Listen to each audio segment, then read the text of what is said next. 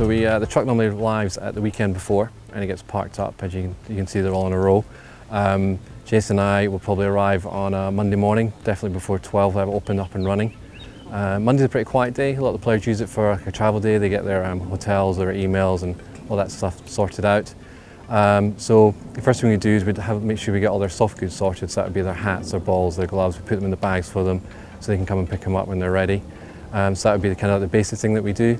And then from there, it can vary a lot. So some weeks are quite busy, some are not. The worst case scenario would be if someone's clubs are lost by the airline, so we have to build them pretty quick. Or it might just be that someone's wants a different wedge because of the conditions, the ground conditions. So if you play a links course, they want maybe a different sole grind as opposed to something that's a bit more of a parkland course. So it varies quite a bit of what we do, but we have capabilities to do almost anything you can think of.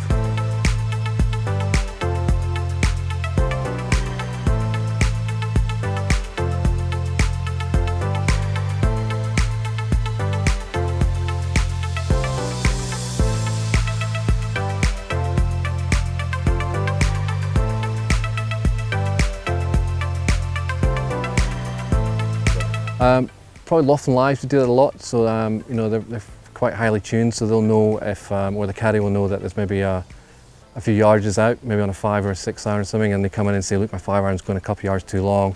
So we'll come and do the loft and lives and check it, because it's all about consistency and distances for them.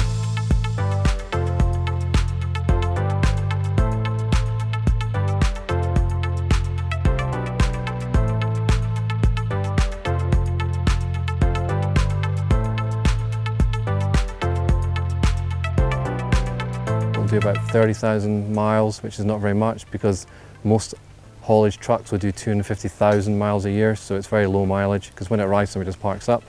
As you can see, it's got slide outs on both sides. It's got one of the biggest workshops on tour, which is 4.5 meters by 5 meters. It's got 2 seating areas, one for meeting room, conference room, and another one just as a lounge and stuff. So it kind of accommodates everything that we need on tour for if the players want a bit of privacy or we need privacy or whatever we need. So it's a new cab. And we went for a Volvo because everyone else has a different brand, so we like to be different, but also we got a very good deal with them.